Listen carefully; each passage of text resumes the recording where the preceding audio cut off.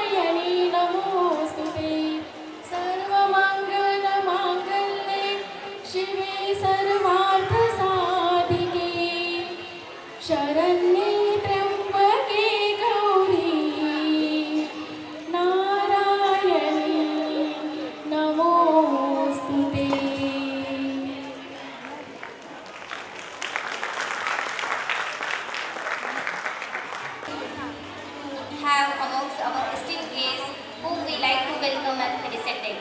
So now I would like to call Mr. Praveen Awade sir to please escort and facilitate our honorable chief guest Dr. Lalit Adhane sir. Currently serving as a Marathi professor at Vinayak Rao Patil Mahavidyalaya, Raizapur, District Sambhajinagar. Dr. Adhane sir is recognized for his contribution as a poet and critic in the contemporary literacy scene. He got many awards. His poetry collection, Kutti Baag, received the Kusumagraj Kavya Puraskar, Yashwantrao Chauhan Kavya Puraskar by the Yashwantrao Chauhan Foundation, Mumbai. In Dr. Babasaheb Ambedkar Marathwada University National Service Scheme, he got Excellent Program Officer Award. His poetry collection, Mahi Godhadi, Chappan Gopi, received the Satyashodak Dinkarao Patil Literature Award. Thank you, sir, for being here. Now, I would like to call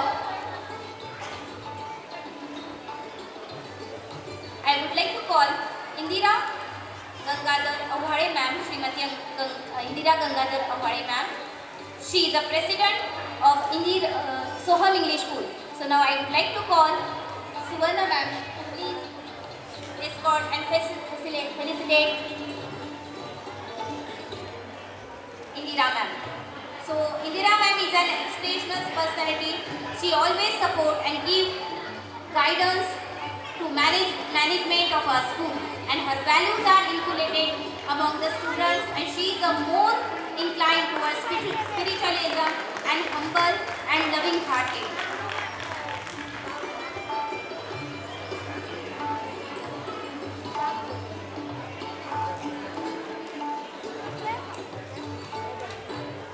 Now I would like to call Kishore Jangbe Dada to felicitate Honorable Chief Guest Hanuman Bonve Patil sir. He is from Bonve Patil English School.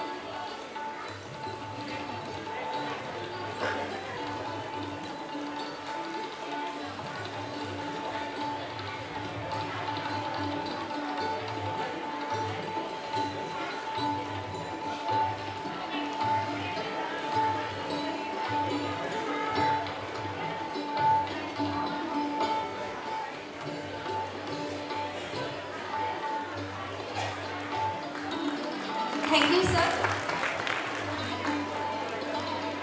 Now I would like to call Subbu Pawar, sir, District President of Shikshan Sena.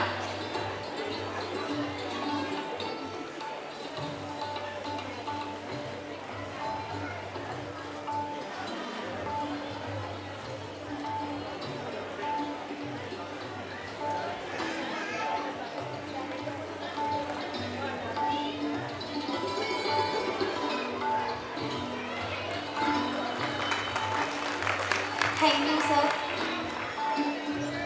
Now I would like to call Ravi Rao, sir, to felicitate our honorable guest, the Honorable Sunil Magar Patil, sir.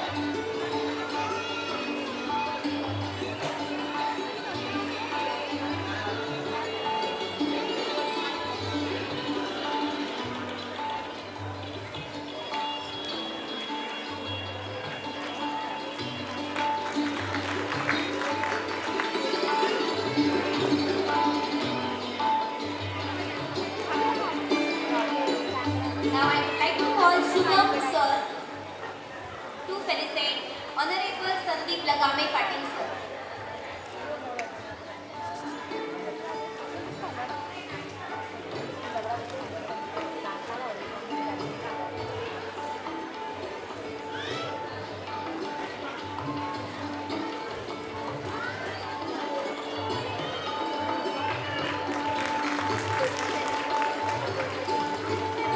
Avhade sir to felicitate Honorable Nagesh Joshi sir.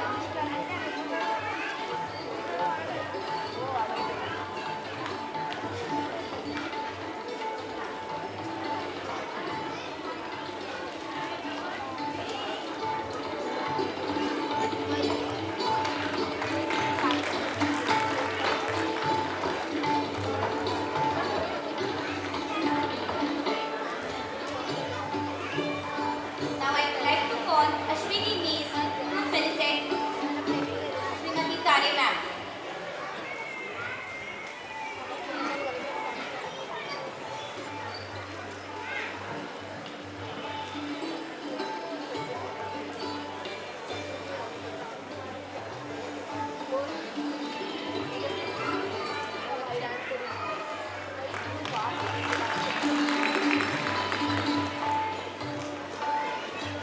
Thank you, ma'am. Now I would like to call Kishore Avhade sir to felicitate Honorable Akshay Nayadesh sir.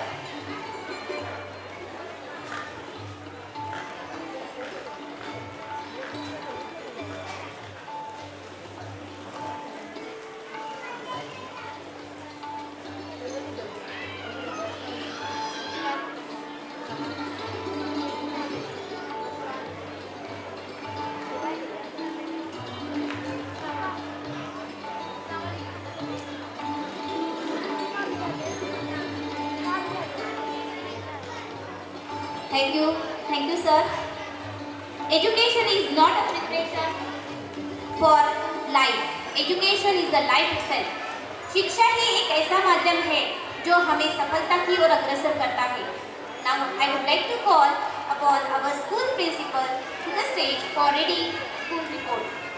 Give a big round of applause for the brain behind this magnificent function, Mr. Praveen Awade sir, who is Maharashtra English School Association. He manages, coordinates, guides and supervises various activities of the educational institute.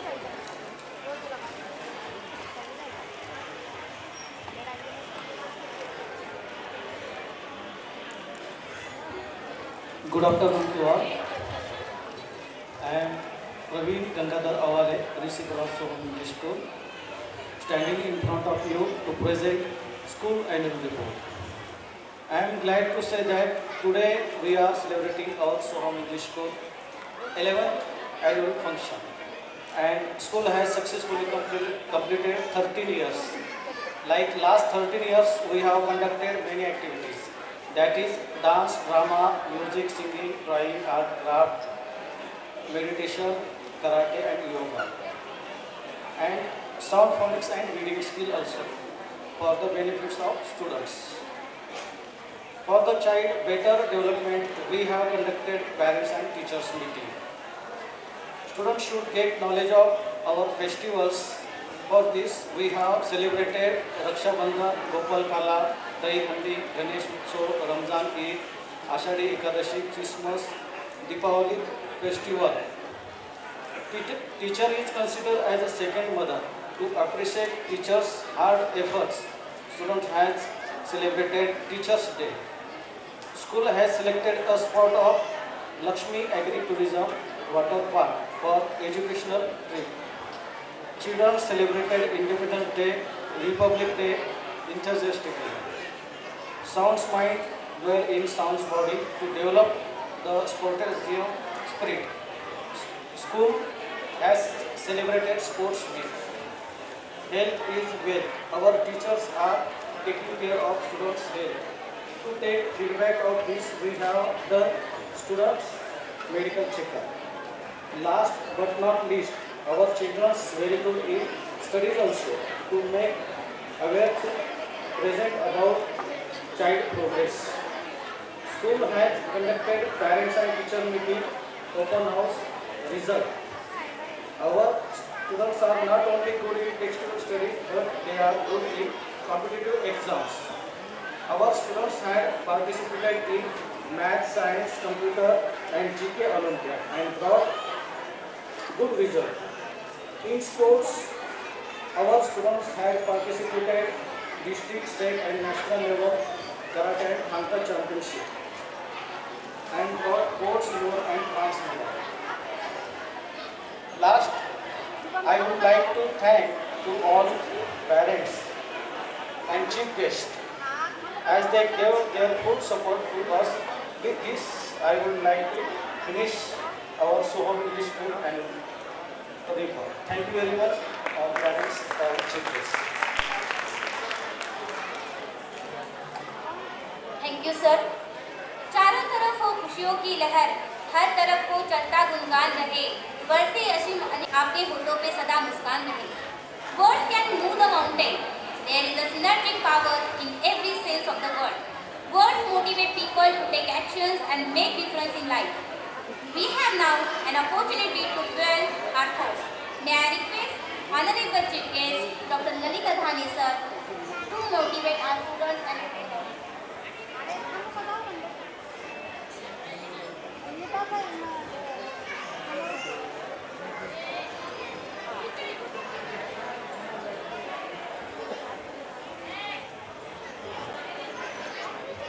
Soham English स्कूलचे वार्षिक स्नेहसंमेलन या ठिकाणी सुरू झालेलं आहे. सर्वप्रथम मी doctor ललित अधाने या वार्षिक स्नेहसंमेलनाचं उद्घाटन झालं असं जाहीर करतो, कारण की बोलण्याच्या ओघामध्ये कदाचित विसरून जाण्याची शक्यता नसते. आपण सर्वजण या ठिकाणी आलेला आहात ते आपल्या लाडक्या लेकरांचं कौतुक पाहण्यासाठी. त्याचा नृत्य असेल, त्याचं प्रेझेंटेशन असेल, हे पाहण्यासाठी आपण आलेलो आहात. आमचं भाषण म्हणजे तुम्हाला सांगतो, मी आहे व्यवसायानं प्राध्यापक आणि प्राध्यापकांचं कसं असतं की एकदा उभा राहिला की तो 45 मिनिट थांबत नाही. कदाचित मी 45 मिनिट तुमचे घेणार नाही, एक 10-20 मिनिटामध्ये मी माझं म्हणणं तुमच्यासमोर मांडणार आहे. मला वाटलं होतं की तुमच्यापैकी कोणीतरी आधी बोलतील आणि नंतर मला बोलण्याची संधी मिळेल, पण त्यांनी असं सांगितलं की आमच्या सर्वांच्या वतीनं तुम्ही बोला, म्हणजे माझ्यावरती ही जबाबदारी त्यांनी टाकलेली आहे. त्यामुळे मी माझे 15 मिनिट आणि त्यांचे 15 मिनिट असे अर्धा तास घ्यायला हरकत नाही. मित्र हो, अजिबात बोर करणार नाही. मी कवी आहे, जातीवंत कवी. तुमच्या माहितीसाठी अगदी प्रेमापासून शेतीमातीपर्यंतच्या शेतकऱ्यांच्या आत्महत्यावरच्या सगळ्या कविता मी तुम्हाला एका झपाट्यात ऐकू शकतो. तुम्ही कोणी उठून जाणार नाही याची पण मला पूर्ण खात्री, पण मी तसं करणार नाही. कारण की मला माहिती आहे की तगडं मानधन घेऊन मी कार्यक्रमाला जात असतो आणि आतापर्यंत 1000 ठिकाणी मी भाषणं केलेली आहे. मी माझ्या स्वतःबद्दल सांगत नाही आहे. 1000 भाषणं झालेले आहेत माझे. म्हणजे मी कालच नांदेड विद्यापीठात होतो, आज इथे आहे, 14 तारखेला ग्रंथोत्सवामध्ये आहे, 15 तारखेला अजून गॅदरिंग आहे, 19ला गॅदरिंग आहे, 27ला गॅदरिंग आहे, 26ला गॅदरिंग. एवढ्या सगळ्या तारखा बुक झालेल्या आहेत. मी हे का सांगतोय तुम्हाला की तुमच्या समोर जो माणूस उभा आहे बोलण्यासाठी, ज्या शाळेचं वार्षिक स्नेहसंमेलन आहे ती इंग्रजी माध्यमाची शाळा आहे आणि जो इथे बोलण्यासाठी उभा आहे, माझं ऊर अक्षरशः ह्या सगळ्या संस्था चालकांमध्ये बसल्यानंतर दबून गेलो होतो मी अक्षरशः, की मला वाटलं काय करावं आता, मी कसं बोलू. कारण की मी मराठी भाषेचा प्राध्यापक आहे आणि दुसरी गोष्ट अशी की मी 10वीला आणि 12वीला अक्षरशः इंग्रजीमध्ये नापास आहे. तुमचा विश्वासच बसणार नाही या गोष्टीवर.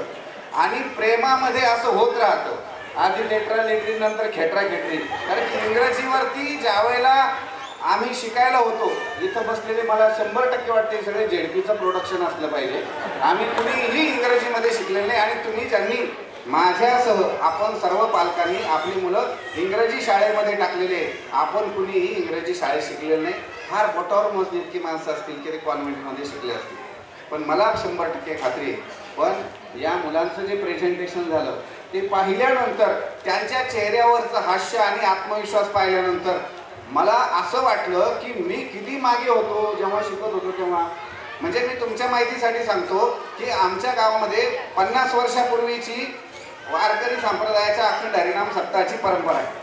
आणि सर, प्रवीण सर, मी ज्या वेळेला गावामध्ये भजन म्हणायचो 4थीपासून, त्यावेळेला आमच्या गावात एक महाराज आले आणि त्या महाराजांनी मला सांगितलं की तू भारुडामध्ये विठ्ठलाचा रोल करायचा. कशाचा रोल करायचा? विठ्ठलाचा. मला विठ्ठलाचे कपडे परिधान केले, सोहळं नेसवलं छानपैकी, पितांबर घातला, गळ्यामध्ये त्यांनी तो असा एक रुमाल दिला आणि एक नवरत्नाचा हार शोभा असा हार दिला.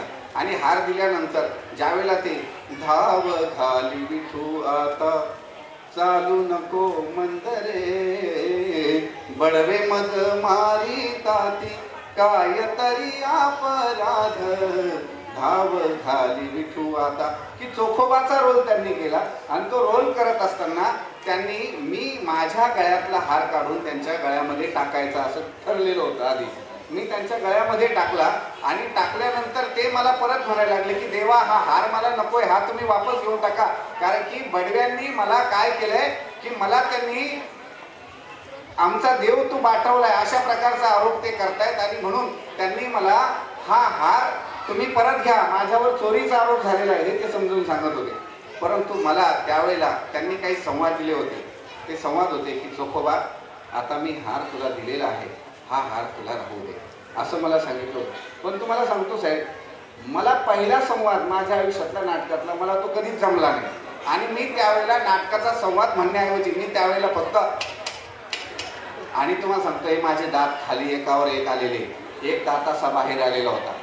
रूप बदललेलं असताना मला कुणी ओळखलं नाही की कोणाचं पोरग आहे. पण माझा भाऊ समोर बसलेला होता आणि तो अरे हा तर आपला लक्ष आहे म्हणे.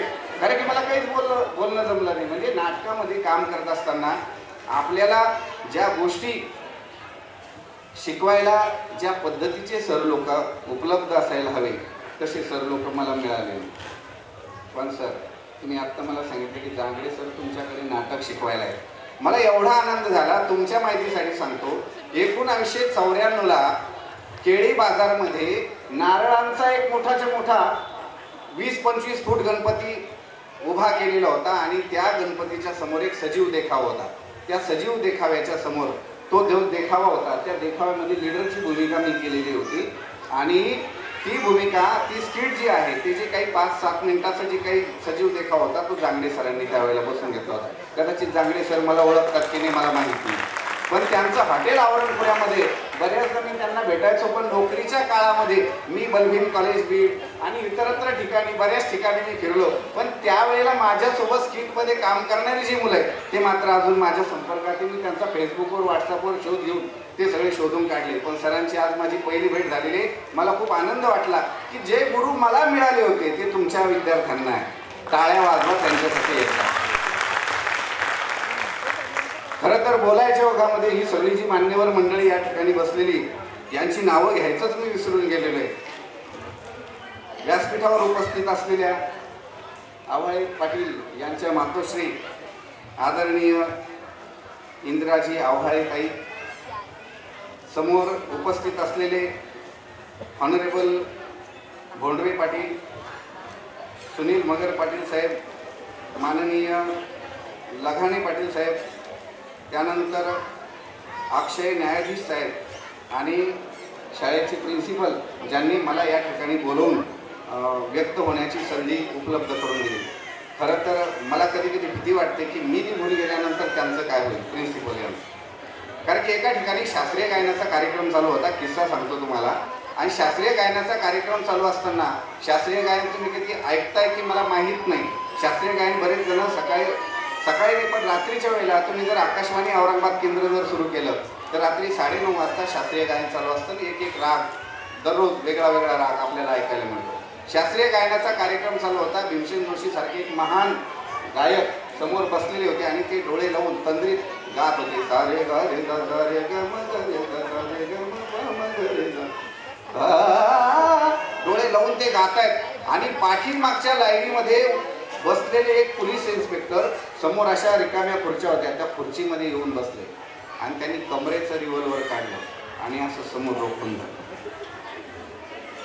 गाता गाता सहज शास्त्रीय गायकांनी डोळे उघडले, समोर पाहतात तर पाहिल्यानंतर त्यांनी पाहिलं की इन्स्पेक्टरांनी आपल्याकडे रिव्हॉल्वर रोखलेलं आहे. त्यांनी अक्षरशः गाणं थांबलं, त्यांना घाम फुटला की साहेब माझं काही चुकलं का. त्यावेळेला ते म्हटले तुमचं काही चुकलं नाही म्हणे, तुम्हाला कोणी बोलवलं त्याचं नाव मला सांगावं. म्हणजे मी निघून गेल्यानंतर प्रिन्सिपल सरांना कोणी बोलवलंय, ह्यांना कोणी बोलवलं असं विचारण्याची परिस्थिती त्यांच्यावरती येऊ नये. मित्र, शाळेचं नाव तुम्ही बघा, सोहम इंग्लिश स्कूल. सोहम याचा अर्थ तुम्हाला माहीत आहे की नाही मला माहीत नाही, पण वेदांतापासून किंवा प्राचीन काळापासून आपल्याकडे एक जी साधना सांगितलेली, ती साधना म्हणजे सोहम साधना. आणि सोहम या शब्दाचा अर्थ काय माहिती का तुम्हाला, की स्वतःची ओळख होणे. तो मी आहे. मग तो म्हणजे कोण, तर मी म्हणजे प्रकाश, मी म्हणजे ज्ञान, मी म्हणजे ईश्वर, मी म्हणजे चैतन्य. या सगळ्या अर्थांना एकत्रितपणे आणणारा जो शब्द आहे त्या शब्दाचा अर्थ आहे सोहम. आणि सोहम हा सगळ्या मंत्रांचा राजा म्हणजे बीज मंत्र आहे. खरं तर तो बीज मंत्र आहे. आणि अशा एका उत्तम नावाच्या असलेल्या शाळेमध्ये वेगवेगळ्या प्रकारचे संस्कार तुमच्यावरती केले जातात, मुलांवरती केले जातात. सरांनी आता त्या सगळ्या कार्यक्रमांची या ठिकाणी यादी वाचून दाखवली. लहान मुलांसाठी गोष्ट मला या ठिकाणी सांगावीशी वाटते की एखादी शाळा किंवा एखादी संस्था, एखादा व्यक्ती जेव्हा उभी करण्याचा प्रयत्न करतो त्याच्या पाठीमागे काही हेतू आणि उद्देश असतात. राजा रणजित सिंग नावाचा एक पंजाब प्रांताचा राजा होता. आणि तुम्हाला माहिती आहे की जुन्या काळामध्ये एखाद्या दुसऱ्या राज्यावरती जर स्वारी करायची असेल तर पावसाळा संपल्यानंतर राजे मुलुकगिरीला निघायचे, म्हणजे नवीन प्रदेश आपल्या प्रदेशाला जोडला जावा याच्यासाठी राजे निघायचे. आणि राजा रणजित सिंग हा त्यावेळेला पाकिस्तान अफगाणिस्तान काबीज करण्यासाठी निघाला. आणि निघाल्यानंतर तो त्यानं तिकडचा सगळा प्रदेश जिंकला. जिंकल्यानंतर जेव्हा परत येत होता तेव्हा एका घनदाट जंगलातून तो येत होता. आणि येत असताना जवळपास वर्ष उलटून गेलं होतं. राजा रणजित सिंगाला माहीत नाही की पंजाबमध्ये काय झालेलं आहे। येताना जेव्हा तो परत यायला लागला त्यावेळेला दुतर्फा झाडी पसरलेली आणि झाडीतून कुठून तरी एक दगड आला आणि राजा रणजित सिंगांच्या डोक्याला लागला। डोक्याला खोच पडली। खोच पडल्यानंतर भळभळ भळभळ रक्त त्यांच्या अंगरख्यावर वाहिलं। संपूर्ण कपडे रक्ताने लाल झाले आणि हे जेव्हा त्यांच्या सैनिकांनी पाहिलं त्यावेळेला दुतर्फा झाडीमध्ये हे सैनिक पसरलं आणि पसरल्यानंतर त्यांनी शोध घेतला की आमच्या राजाला ज्याच्या नावाने सर्व शत्रू चळचळा कापतात त्या राजाला दगड मारण्याची हिंमत कोणी केली। आणि ज्यावेळेला त्यांनी शोध घेतला त्यावेळेला त्यांच्या असं लक्षात आलं की एका आंब्याच्या झाडाखाली 2-4 लहान लहान लेकरं खेळत होती आणि एक म्हातारी जिच्या अंगावरचे वस्त्र फाटलेले, ज्या म्हातारीच्या अंगावरचे वस्त्र फाटलेले आहे, जी अत्यंत शरीराने कृश आहे, अशक्त आहे आणि ती म्हातारी आंब्याच्या झाडाला दगड मारते। आणि हे जेव्हा त्या सैनिकांनी पाहिलं त्यावेळेला त्या सैनिकांनी त्या म्हातारीच्या बकुटाला धरलं आणि अचानक त्या म्हातारीला पकडल्यानंतर ती छोटी छोटी लेकरं भांबावून गेली। ते रडायला लागली की का तुम्ही आमच्या आजीला पकडलंय, आमच्या आजीला सोडा, तिनं काय गुन्हा केला, तुम्ही कोण आहात? अशा पद्धतीनं ती मुलं आरडाओरडा करायला लागली आणि आरडाओरडा करणारी मुलं त्या म्हातारीला पकडून सैनिकांनी राजाच्या समोर आणलं आणि उभं केलं। त्यावेळेला राजाचा एक प्रधान जे असतो तो प्रधानजी समोर आला आणि तो म्हणाला की महाराज, या स्त्रीने राजद्रोह केलेला आहे, राजाच्या अंगावरती हात उचललेला आहे, दगड मारलेला आहे, हिला मृत्यूदंडाची शिक्षा झाली पाहिजे। त्यावेळेला राजा हा अत्यंत दूरदृष्टी आणि समजदार होता। त्यांनी त्या प्रधानजीला सांगितलं की प्रधानजी 2 मिनिटं थांबा आपण। त्यांनी विचारलं की आजी, आपण जो दगड मारला तो दगड मारण्याचा तुमचा हेतू काय?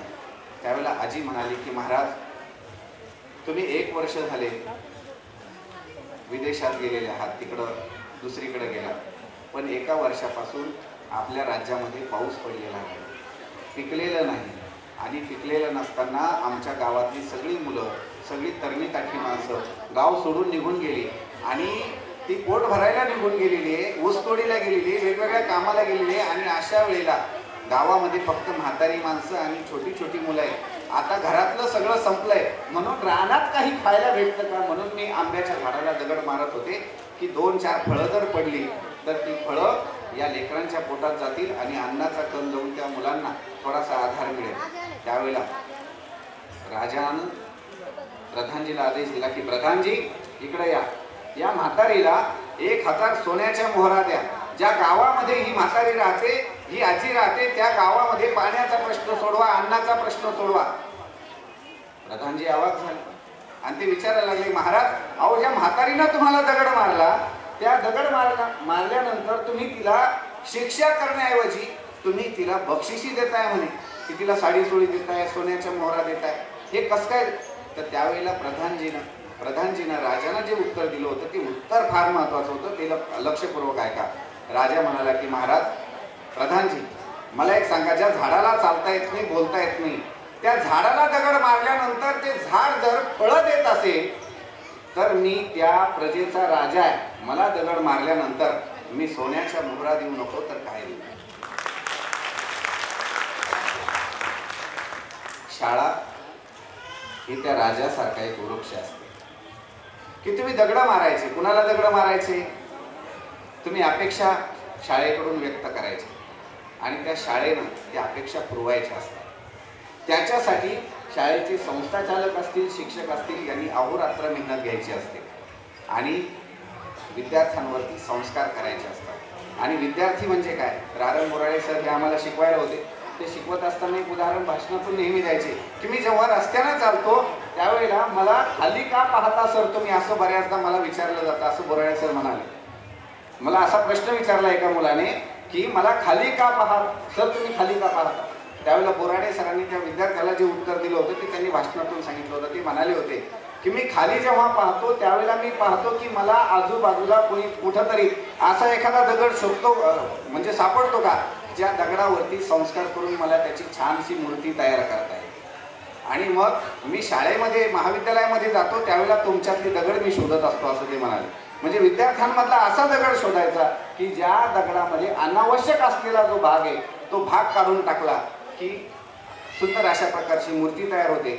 मित्र हो, आपल्याकडं म्हटलं जातं की लहान मुलं हे चिखलाचा गोळा आहे, त्याला जसा आपण आकार देऊ तसा आपण आकार देऊ शकतो. याची सर्वात जास्त जबाबदारी ही पालकांची. परवा माझ्याकडे म्हणजे ज्या महाविद्यालयामध्ये मी काम करतो त्या महाविद्यालयामध्ये खूप मोठा पालक मेळावा घेतला. जवळपास 350 पालक उपस्थित होते. सिनियर कॉलेजमध्ये असे मेळावे शक्यतोवर घेतले जात नाही. त्या पालकांना मी म्हणालो की तुमची मुलं 6 तास आमच्या सहवासामध्ये असतात, परंतु उरलेली जी 18 तास आहे ती 18 तास मुलं तुमच्या जवळ असतात. त्यामुळे आमची जेवढी जबाबदारी आहे त्यापेक्षा अधिक जबाबदारी तुमची. म्हणजे विद्यार्थ्यांना आपण जे शिकवतो ते तो कंप्लीट करतो की नाही याची जबाबदारी पालकांची. पालकांनी त्यांच्यासमोर बोलत असताना अशा पद्धतीनं बोलावं की बोलण्याचे वाणीचे जे संस्कार आहेत ते उत्तम पद्धतीने त्याच्यावरती झाले पाहिजे. कृती करत असताना अशा काही कृती विद्यार्थ्यांसमोर करू नये की ज्यामुळे आपले पाल्य म्हणजे आपली जी मुलं आहेत त्या मुलांवरती वाईट संस्कार होते. म्हणजे एक उदाहरण सांगतो की माझा मुलगा 2.5 वर्षाचा होता सर, आणि मी गावाकडे गेलो उन्हाळ्याच्या सुट्टीमध्ये. त्यावेळेला माझ्या चुलत भावाला प्रत्येक वाक्याच्या सुरुवातीला किंवा शेवटी चामायला म्हणायची सवय. गावाकडे सहज म्हणतात चामायला या, असं कसं काय झालं, चामायला ते बरं झालं यार, त्याचं असं झालं. माझ्या मुलाला असं वाटलं की आमचे काकाजी चामायला म्हणतात ना ते लय भारी काम. आमचं 2.5 वर्षाचं पोरग सहजपणे, मी त्याला म्हटलं की बेटा तू पाणी पिलास का? बाबा चामायला तुम्हाला कळतच नाही की प्रत्येक वेळेला मला पाणी पाजता म्हणून. माझं पोरग 2.5 वर्षाचं पोरग मला चामायला म्हटलं. मी त्याला काहीच केलं नाही. भर दुपार होती, 12 वाजता त्याला उचललं आणि नांगरलेल्या वावरात नेऊन टाकलं आणि सगळ्यांना तंबी दिली की जर याला परत जर चामायला जर म्हटलं ना तर 2.5 तास याला उन्हामध्ये ठेवणार आहे, तसंच उन्हामध्ये तुम्हालाही बसवीन जो कोणी त्याला इकडे आणेल. 2.5 तास तो उन्हामध्ये होता सर. तुम्हाला सांगतो की मी आता माझा मुलगा CA करतोय, CA फायनलला आहे, पण त्यानंतर मी त्याच्या तोंडात अजूनही शिवी ऐकली, अजिबात शिवी ऐकली. शिक्षा करत असताना त्याला मारू नका, त्याला एक वेळेला जेवण उशिरा द्या. मुलाला काय करा, जेवण उशिरा द्या. पोटात कावळे ओरडायला लागले की मुलं बरोबर ठिकाणावर येतात. म्हणजे आपण शिक्षा कशा दिल्या पाहिजे हे सुद्धा आपल्याला कळलं पाहिजे. अजून काही गोष्टी या ठिकाणी खूप सांगण्यासारख्या आहे मित्र हो, की आई बापाला जपा. संस्काराची विद्यापीठं असलेले आपले आजी आजोबा, मुलांचे आजी आजोबा जर मुलांसोबत राहत असतील तर ती मुलं नशीबवान आहे असं मला वाटतं. याबद्दल मी सुद्धा फार दुर्दैवी. माझे आईवडील फारसे माझ्याजवळ राहिले नाही. म्हणजे का राहिले नाही तर त्यांना इथे करमत नसायचं. दोघंही नवरा बायको आम्ही प्राध्यापक असल्यामुळे कामाच्या निमित्ताने आम्ही दिवसभर बाहेर जायचो. मुलं शाळेत जायचे, त्यांना त्या 4 भिंतीच्या आत कोंडल्यासारखं होतं. गावाकडं मोकळं असतं वातावरण. परंतु जर समजा आपले आजी आजोबा जर त्या मुलांसोबत जर असतील तर संस्काराचं विद्यापीठ चालतं बोलत असतं. आणि आपण आपल्या आईवडिलांना जर जपलं तर खरंच तुम्हाला सांगतो की म्हातारपणात आपल्याला वृद्धाश्रमात जायची गरज पडणार नाही. कबीराने सुद्धा तसं सांगितलंय, अनाडी दुनिया भजन बिना कैसे तरियो, अरे जिंदे बाप को रोटी न देवे मरे बाद पछतइयो रामा, मरे बाद पछतइयो रे. जिंदे बाप को रोटी न देवे मरे बाद पछतइयो रामा, मरे बाद पछतइयो रे. अरे मुठ भर चावल धाबे धर के, अरे मुठ भर चावल धाबे धर के, कौआ बाप बुलइयो रे, भजन बिना कैसे तरियो. काय उपयोग. मी तुम्हाला सांगतो की ज्यावेळेला म्हाताऱ्याच्या चष्म्याची काच फुटते ना त्यावेळेला म्हातारा पुन्हा पुन्हा सांगत असतं की बेटा अरे एवढ्या चष्म्याची काच बसून आण रे, मला दिसत नाही काही. आपण म्हणतो मला तेवढंच काम आहे का. असं करू नका, त्यांची काळजी घ्या. आपली मुलं हे सगळं पाहत असतात घरामध्ये. हे करत असताना अंधश्रद्धेलाही बळी पडायचं नाही. कारण कबीराने पुढं असं सांगितलं कि सवा सेर खा रोठ बनाया, देवी को चढ़वइयो रामा, देवी को चढ़वइयो रे. अरे देवी बिचारी खावे न पिवे, आप ही हिलमिल खइयो रे, भजन बिना कैसे तरियो. आपण चांगली पुस्तकं वाचली पाहिजे, संतांचे विचार समजून घेतले पाहिजे. आपण कोंबडं बकरं कापू नका, मांस मच्छी खाऊ नका. तुम्ही म्हणाल तुम्ही कीर्तनकार आहे का. मी कीर्तनकार आहे, सगळ्याच भूमिका निभावतो. पण हे का सांगतोय मी तुम्हाला की चांगलं अन्न जे आहे, सात्विक अन्न, आपण सात्विक आहार घेतला पाहिजे. कारण की अन्न जसं आहे तसंच मन तयार होतं. आपल्या अन्नाचे संस्कार ही मनावर होत असतात आणि चांगलं अन्न जर असेल, सात्विक अन्न असेल तर सात्विक मन तयार होतं आणि सात्विक मनामध्ये सात्विकच विचार येतात. वाईट कुठल्याही घटना घडत नाही. गेल्या 5-6 दिवसापासून महाराष्ट्रात काय होतंय, एकही दिवस खाली नाहीये. रोज मर्डर होत आहेत, गोळ्या घातल्या जात आहेत. मला काही राजकीय भाष्य करायचं नाही, पण असं का होत आहे, आपण काय चुका करतोय, या गोष्टी आपण थोडंसं अंतर्मुख होऊन पालक म्हणून या गोष्टीकडे पाहिलं पाहिजे. अंधश्रद्धेला बळी पडता कामा नये, एवढं फक्त मला या ठिकाणी सांगायचं आहे. आणि आजची जी परिस्थिती मित्र हो, ती एवढी भयावह आहे की याचे फाटले दूध त्याच्या दुधामध्ये पाणी, याचे फाटले दूध त्याच्या दुधामध्ये पाणी, माप लबाडाच्या हाती पुन्हा सांगावे गारहाणे, माप लबाडाच्या हाती पुन्हा सांगावे गारहाणे. आता कुठल्या पक्षाचं सरकार आहे हे आपल्याला सांगता येत नाही. सगळेच पक्ष एकत्र आले, सगळेच पक्ष विरोधी पक्षात बसलेले. काय चाललंय आपल्या देशामध्ये अत्यंत वाईट आहे. आणि आपल्याला सांगितलं जातं एकीकडे काय तर घरावर झेंडे लावा.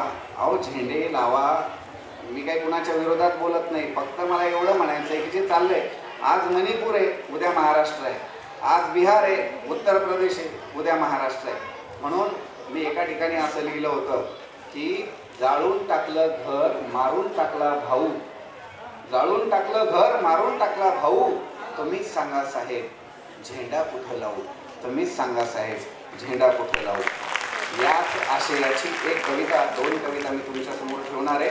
आणि त्यामुळे फक्त मला एक सांगायचं आहे की जात धर्म पंथ याच्या पलीकडे पहा. आपण माणूस आहोत आणि माणूस असल्यामुळे आपण माणसासारखं वागलं पाहिजे, माणुसकी जपली पाहिजे आणि मानवता धर्माचं पालन केलं पाहिजे. कविता आहे विसरून गेले दादाभाई. बघा फार सुंदर कविता आहे. बिबे, बिबे माहिती तुम्हाला, गोटे, गोटे जे खेड्यातून आले त्यांना बिबे माहिती, गोटे माहिती. आणि दुसरा आहे शेंदूर. जुन्या काळामध्ये तमासगिरांमध्ये जर भांडणं लागली तर गुपचूप जो चांगला काय आहे तमाशातला त्याला शेंदूर खाऊ घातला जायचा, आपोआप त्याचा घसा कायमचा निघून जायचा. आणि आजची परिस्थिती अशी आहे की आपल्याला बोलू दिलं जात नाही, आपल्याला पाहू दिलं जात नाही, सत्य बोलू दिलं जात नाही. म्हणून बिबे घातले डोळ्यात आणि शेंदूर ओतला गळ्यात, बिबे घातले डोळ्यात आणि शेंदूर ओतला गळ्यात, दृष्टीहीन झाला आम आदमी अडकला वाघुरी जाळ्यात, दृष्टीहीन झाला आम आदमी अडकला वाघुरी जाळ्यात, घसा बसला मळा सुकला वावटळीत पागोट गेलं उडून, घसा बसला मळा सुकला वावटळीत पागोट गेलं उडून, अंधारी चादर पसरली दुःख छातीवर काढलं तळून, काली काली महाकाली इंदर की बेटी बर्मा की साली, काली काली महाकाली इंदर की बेटी बर्मा की साली, कहाँ चली कंचनी के झाड चली, कौन खडा उठा मडा डाल मसान में, असं म्हणून मारली मूठ, असं म्हणून मारली मूठ. श्रद्धेच्या दलदलीत अंधश्रद्धेचं झपाटू लागलं पांढरं भूत, कोण बाबा कोण काजी, कोण बाबा कोण काजी, अल्ला रामाची खातात भजी, नमाज पूजा बोंबा बोंबी, नमाज पूजा बोंबा बोंबी आणि चौका चौका झोंबा झोंबी, नमाज पूजा बोंबा बोंबी चौका चौका झोंबा झोंबी, नेकता सुरे गावठी कट्टे लोकशाहीच्या जांघेवरती, गजकरण नायट्याचे उठले चट्टे, पेटली घर पेटली गल्ली, पेटली घर पेटली गल्ली, अनुभट्टीच्या तोंडावरून हात फिरवत बसली दिल्ली, पोळली सीमा बांध पोळले, पोळली सीमा बांध पोळले, मशिदीच्याही पडल्या भिंती मठाला भगदाड पडले, नकोच आता इथे कुणाला सत्य अहिंसेचे कडू कारले. गांधी कुणालाच नकोय. नकोच आता इथे कुणाला सत्य अहिंसेचे कडू कारले, माणुसकी देते आचक्या, माणुसकी देते आचक्या, सौहार्द संसदेत वारले, जीवनाविन माशाची तडफड, जीवन म्हणजे पाणी, जीवनाविन माशाची तडफड तशी जाहली लोकशाही, जीवनाविन माशाची तडफड तशी जाहली लोकशाही, रक्ताचा रंग एकच विसरून गेले दादाभाई, रक्ताचा रंग एकच विसरून गेले दादाभाई. जात धर्म पंथ वेगळे जरी असले तरी सर्वांचं रक्त आणि त्याचा रंग एकच आहे. तुमच्या माझ्यातून हिंदू मुसलमान शीख ईसाई सगळे भाऊ भाऊ म्हणून या देशामध्ये राहतात. प्रत्येकाचा रंग लाल आहे आणि प्रत्येकामध्ये असलेला जो आत्मा आहे हा आत्मा ईश्वर आहे याची जाणीव असू द्या. शेवटची एक कविता मित्र हो मी तुमच्या समोर घेतो, जी चालू परिस्थितीवरची एक गेय कविता. बोलू ना, जास्त वेळ नाही घेतला. एवढं सर 5 मिनिटं. तुम्ही बोर तरी झाले ना? कारण की मला माहिती आहे की आपल्या लेकरांचं कौतुक आपल्याला पाहायचंय सर्वांना. तो कसं नाचतो, तो कसं गातोय, तो डान्स कसा करतोय, बऱ्याच जणांना फोटो काढायचे असतील. परंतु हे करत असताना हे ऐकणं पण फार गरजेचं आहे, कारण समाजभान आपल्याला असलं पाहिजे. बाजार ही कविता मी तुमच्या समोर ठेवतो. बघा, लक्ष देऊन ऐका. पालकांना सर्वांना विनंती की काय कविता आहे. ही जी कविता आहे ना, ही कविता सलग 3 महिने मी लिहिलेली. म्हणजे कविता निर्माण कधी जेव्हा जेव्हा एखादी घटना घडली तेव्हा तेव्हा मला एक एक कर्व सुचत गेलं सर. तर घटनाच तशा घडलेल्या. म्हणजे या कवितेची निर्मिती प्रक्रिया जर मी सांगत बसलो तर 4 तास लागतील. एवढ्या मोठ्या मोठ्या घटना मी पाहिल्या आणि त्यानंतर ही कविता सुचली. म्हणजे कविता आहे बाजार.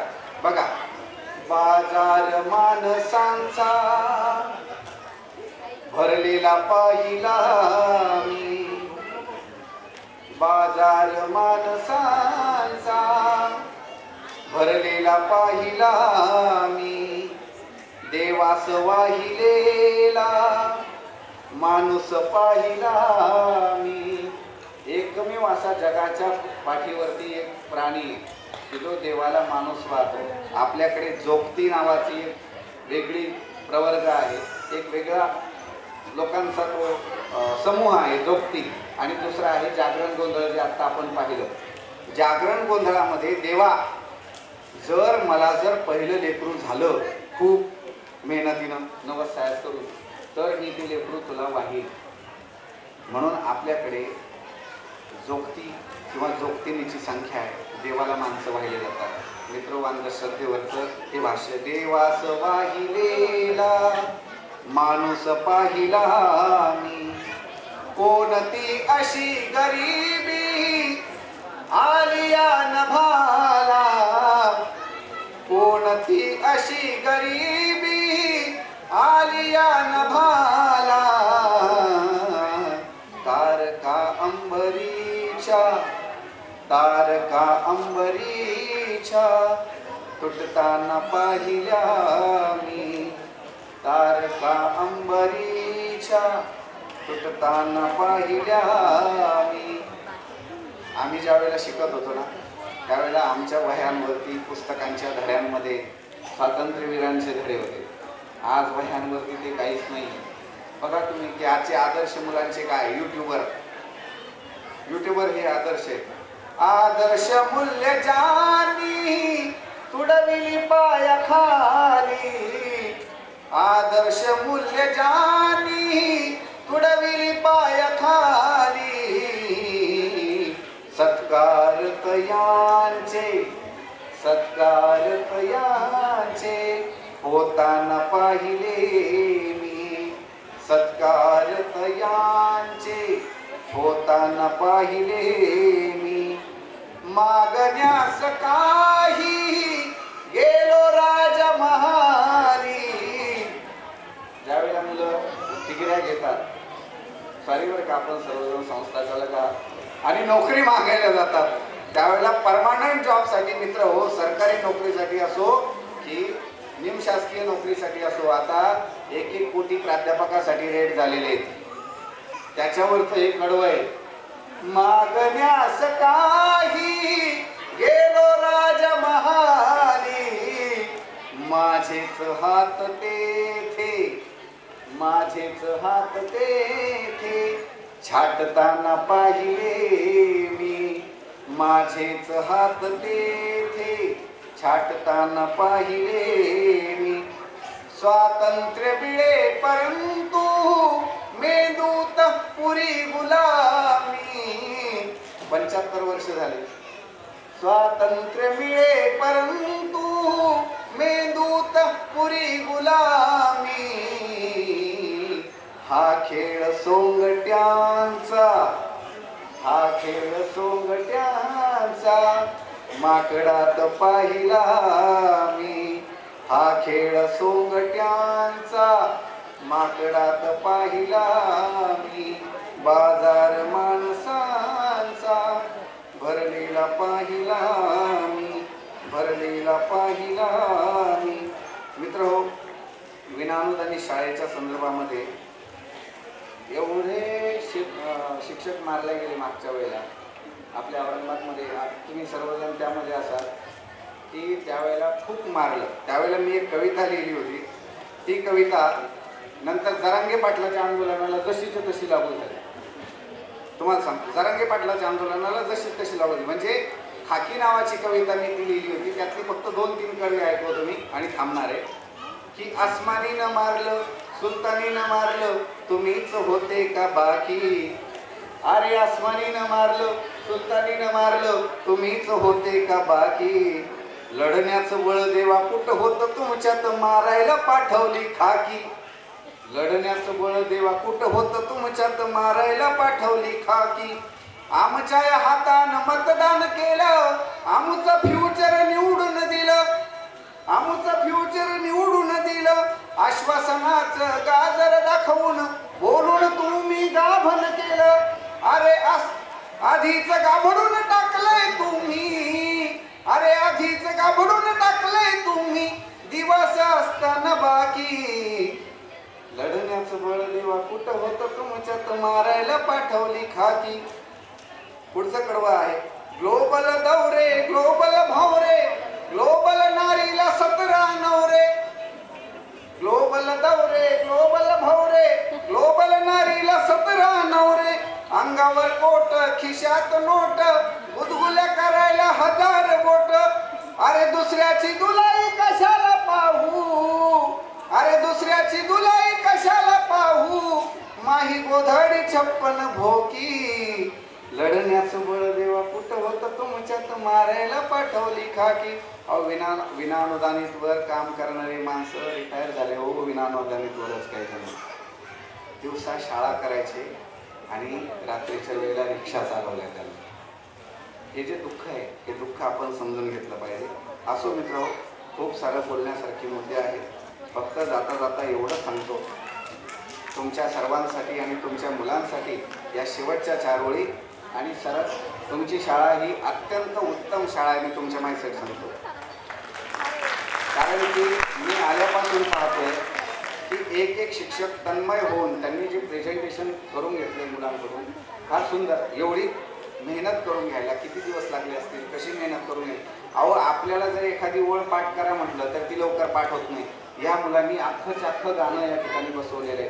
तेवढा सुंदर अशा प्रकारचा डान्स हे सगळे मुलं करतायत. त्यांचं कौतुक आपण सर्वांनी केलं पाहिजे. आणि एकदा जोरदार आपल्याच मुलांसाठी आपणच टाळावा. आणि शेवटच्या 4 ओळी या तुमच्या सर्वांसाठी आणि व्यासपीठांवर बसलेल्या सर्व महनीय व्यक्तींसाठी. की दिवे सोडितो प्रवाही तुमचे उजळो आकाश, दिवे सोडितो प्रवाही तुमचे उजळो आकाश, तुमच्या जीवनात नांदो सदा प्रकाश प्रकाश, तुमच्या जीवनात नांदो सदा प्रकाश प्रकाश. तुमच्या सर्व मनोकामना पूर्ण हो अशी ईश्वरचरणी प्रार्थना करतो. आणि मी माझी जागा घेतो. सरांनी मला जे या ठिकाणी व्यक्त होण्यासाठी संधी उपलब्ध करून दिली त्याबद्दलही सरांचे आभार. धन्यवाद.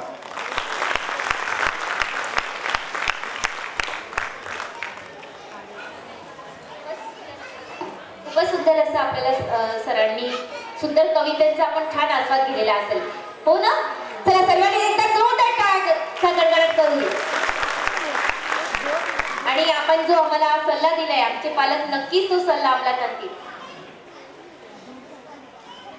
Taking any time, we will start our next performance.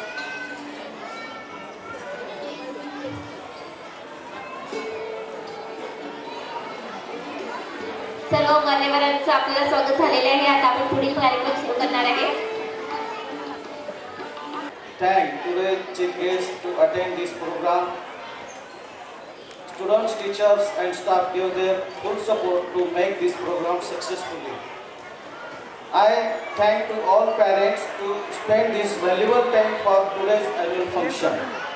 I will request to all parents and chief guests, please stand up for national anthem. सर्व पालकांना व प्रमुख पाहुण्यांना विनंती करण्यात येते की स्नेह संमेलनाच्या कार्यक्रमाची सांगता आपल्या भारतीय राष्ट्रगीताने होणार आहे. तरी सर्व पालकांनी व प्रमुख पाहुण्यांनी उभे राहावे ही नम्र विनंती. Students, school standards,